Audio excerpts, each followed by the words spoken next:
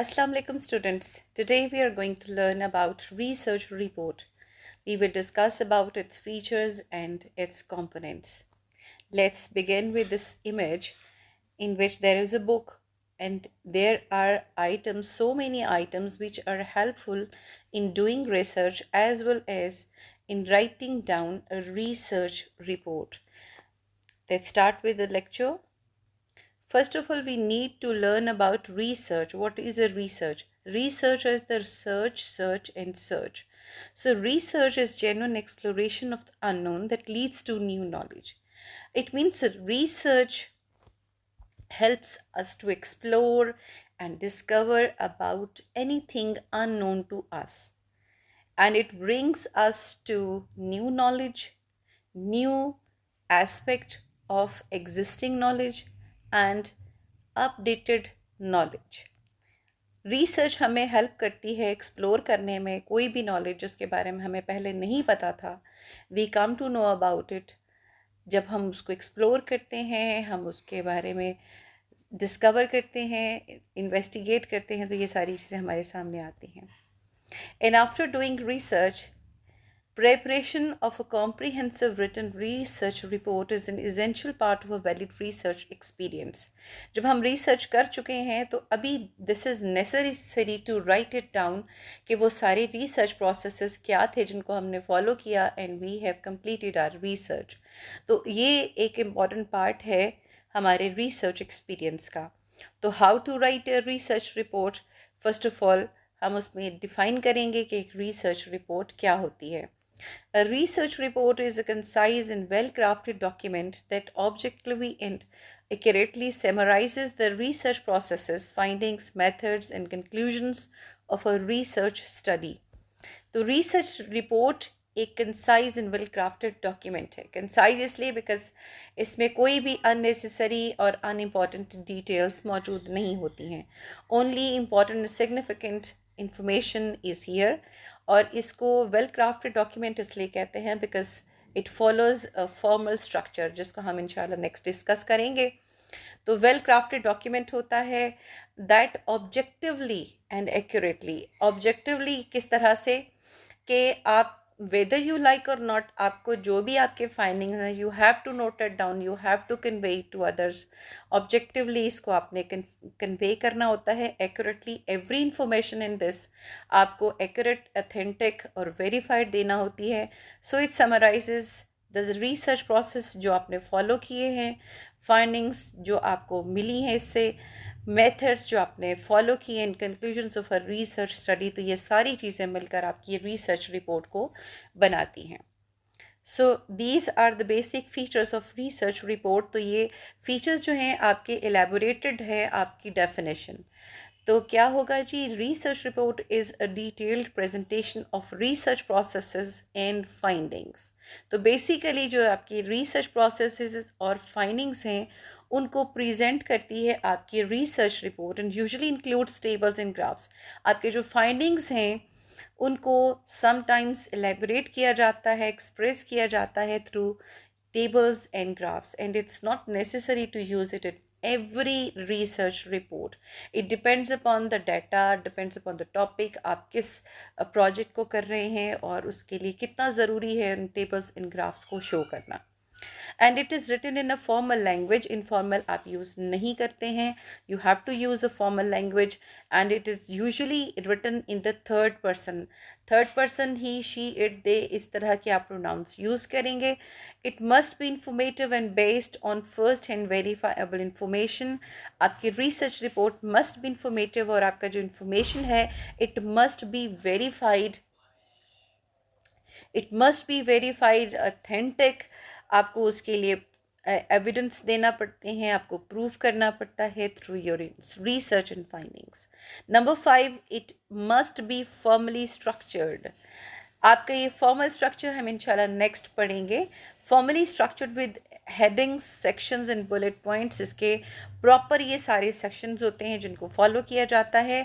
Number 6, it includes recommendations for future actions के आप अपनी फाइंडिंग से ये चीज़ रिकमेंड करते हैं कि फ़र्दर इसमें किस किस्म की इंक्वायरी, किस किस्म की इन्वेस्टिगेशन की जा सकती है. So, research report is a detailed presentation of research processes and findings written in a formal language and based on verifiable information, formally structured, and give including recommendations for future actions. The format of a research report. It flows from the general to the specific and back to the general in their organization. Research process के लिए हम पढ़ते आए हैं कि जो भी topic हम सिलेक्ट करते हैं वो एक वाइड रेंज से शुरू होता है, narrows down to a particular and specific topic जो हम सिलेक्ट करते हैं फाइनली अपनी रिसर्च रिपोर्ट के लिए. उसके बाद जब हम उसको एलेबोरेट करते हैं तो उसको इंडिविजुअली जो है वो इन जनरल एलेबोरेट किया जाता है. Effectiveness of research report क्या है जी? It must be an effective research report. It is easy to outline the findings of research and any gaps needing further inquiry. आपके research report से clear हो जाता है कि what are the findings of research और उसकी basis पे future में आप कौन कौन से मज़ीद इंक्वायरी कर सकते हैं. Their effectiveness depends upon whether it provides आपकी research report.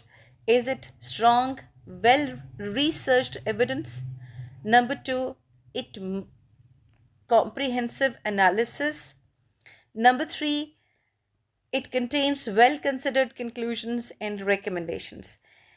If it provides all three of these, it means it is an effective research report.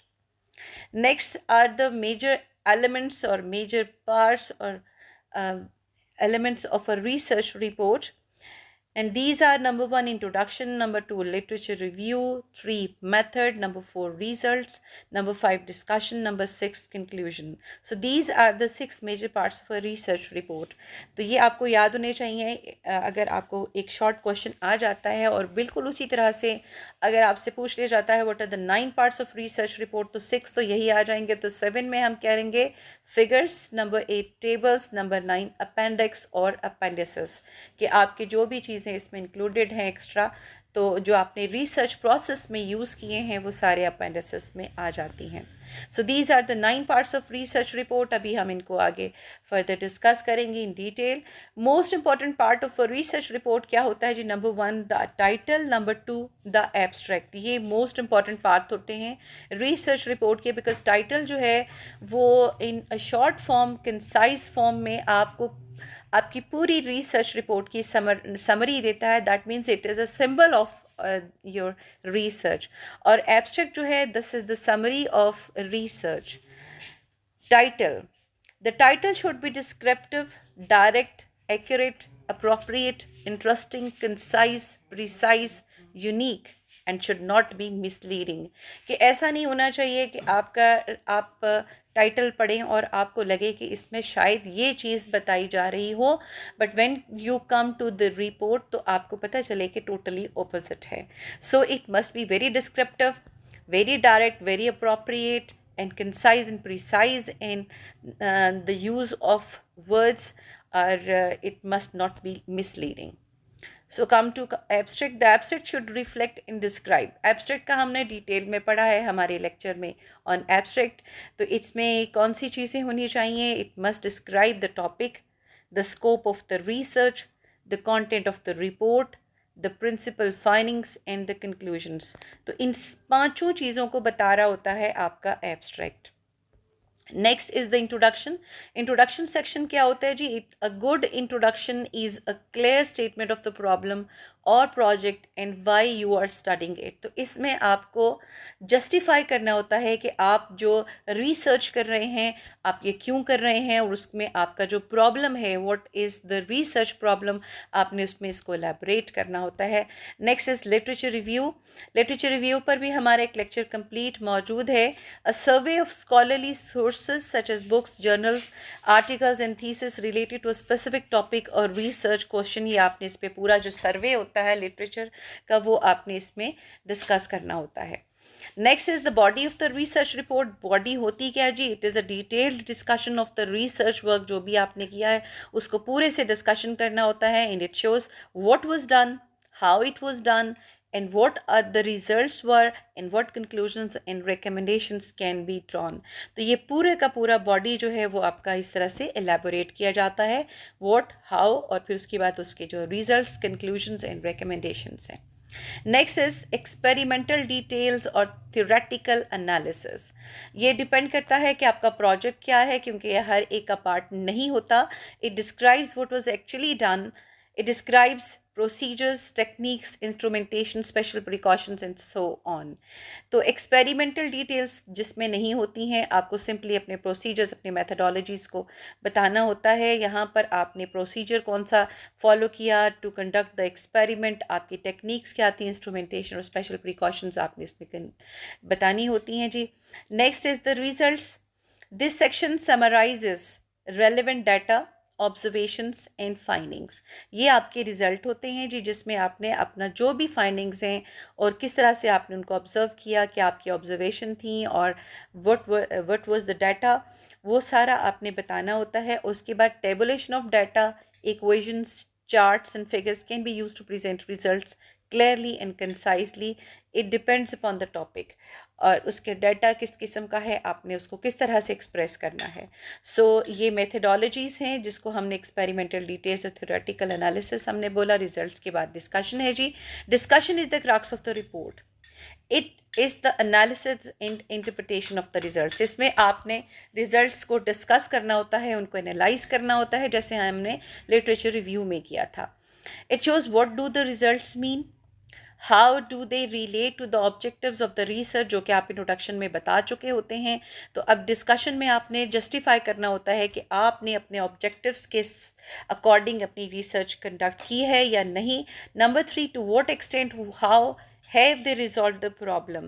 तो जो आपने रिसर्च कंडक्ट की है, क्या उसने जो आपका प्रॉब्लम स्टेटमेंट था जो आपने इंट्रोडक्शन में बताया था, क्या उसको रिजॉल्व कर दिया, यानी क्या आपने जो रिसर्च के ऑब्जेक्टिव्स आपने सेट किए थे, हैव यू फुलफिल्ड देम और नॉट.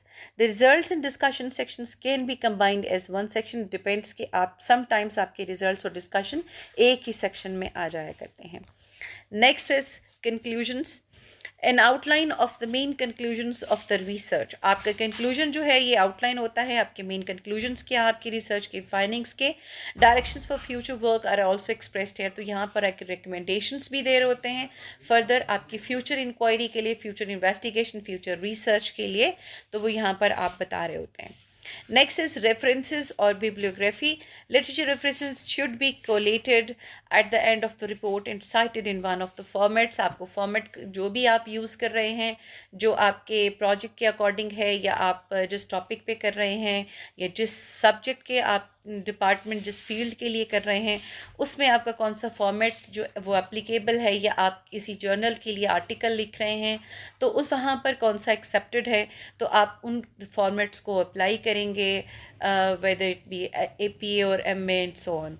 तो ये आपके होंगे जी रेफरेंसेस को आप इस तरह से कोट करेंगे.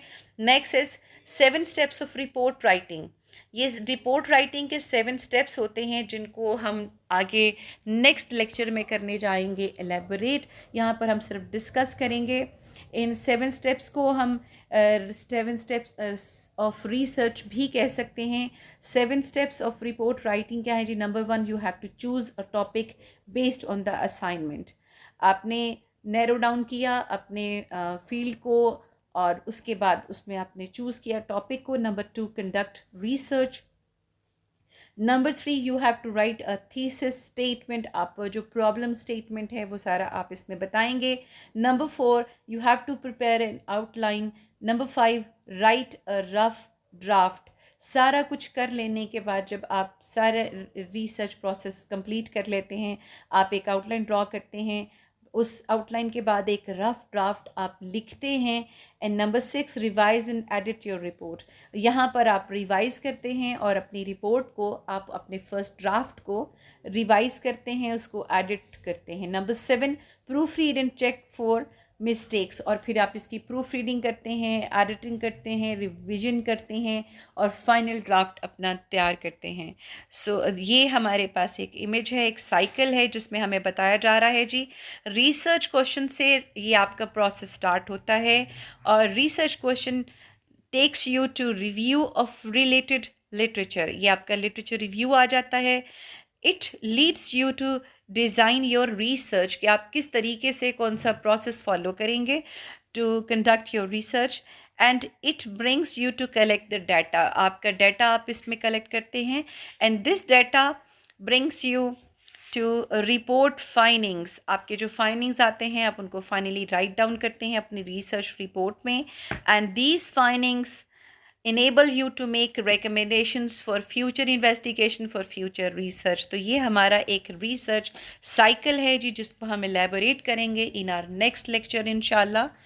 Next are the 7 C's of research. अगर आपसे सिर्फ एक शॉर्ट क्वेश्चन किया जाता है जी, what are the 7 C's of research, तो 7 C's of research are the key set of principles और tools for researchers, and these are number 1 context, number 2 communities जिनको आपने अपने माइंड में रख कर अपना रिसर्च करना होता है, नंबर 3 कॉन्स्टिट्यूएंसीज जो हैं आपका area of research, number 4 challenge किस किस्म के आपने फेस जो है वो करने हैं और उसको आपने फेस करके अपना रिसर्च करना है, नंबर 5 आपका चैनल्स ऑफ रिसर्च क्या थे, नंबर 6 कम्युनिकेशन जो है वो आपका उसमें किस तरह से आप कम्युनिकेट कर रहे हैं, आप रिसर्च को कितना इफ़ेक्टिवली वो रिसर्च कम्युनिकेट हो रहा है, नंबर 7 कैप्चर, आपने कितना अच्छे से अपने ऑब्जेक्टिव्स को कैप्चर किया and carried out your research. This is all about your lecture today. Thank you and अल्लाह हाफ़िज़।